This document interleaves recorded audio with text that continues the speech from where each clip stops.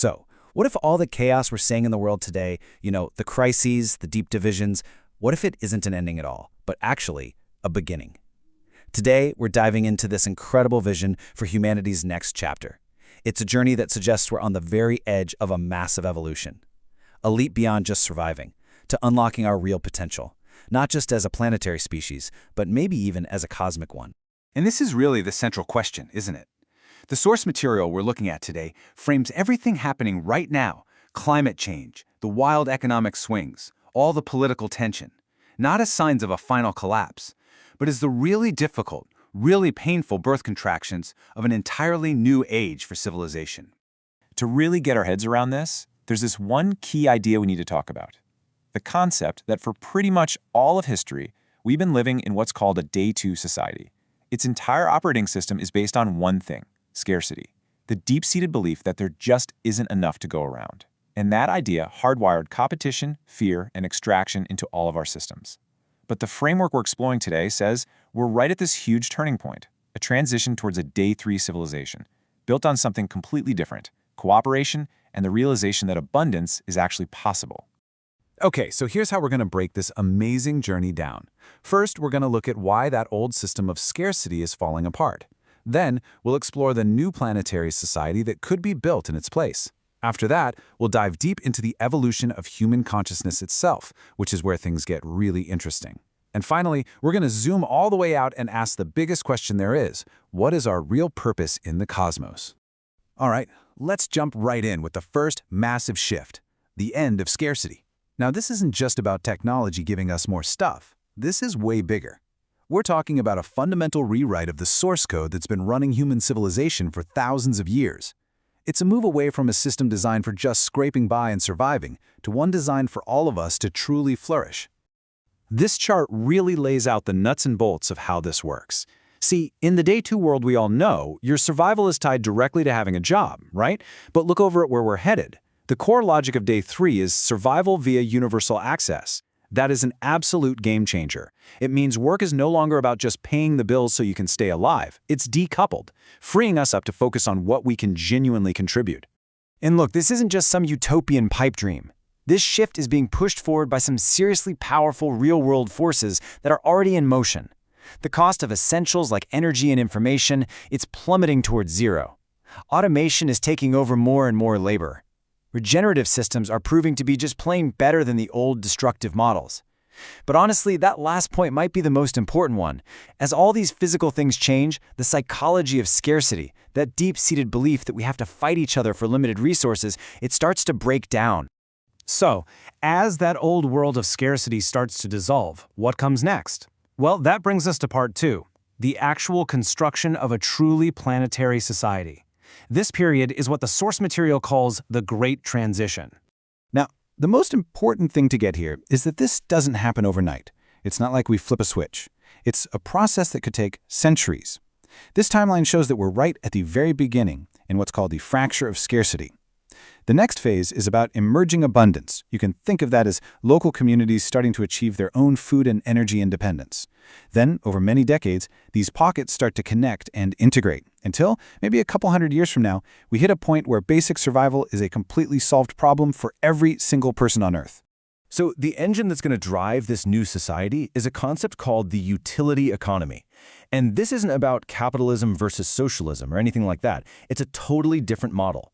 It redefines the essentials, energy, food, housing, not as things to be bought and sold on a market, but as foundational public utilities. Just imagine if clean water and nutritious food were as reliable and accessible as electricity is for many of us today, guaranteed for everyone by design. And this isn't magic, right? It's a huge engineering challenge. This new world is built on these interlocking pillars: decentralized energy grids, local, resilient food systems, automated mobility, proactive, continuous healthcare.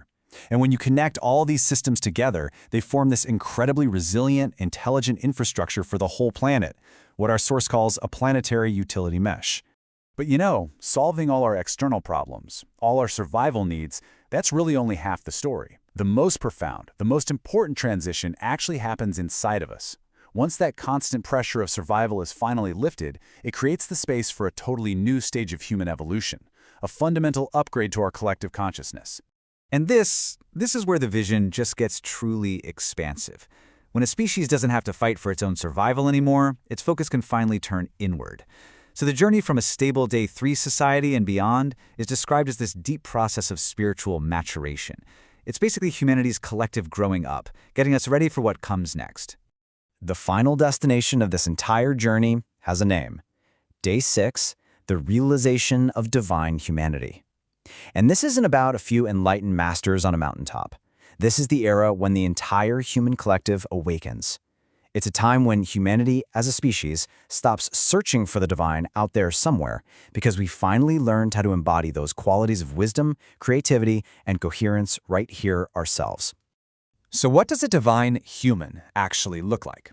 Well, it's really important to understand that this isn't about us becoming gods with superpowers. It's about our species reaching a state of profound maturity.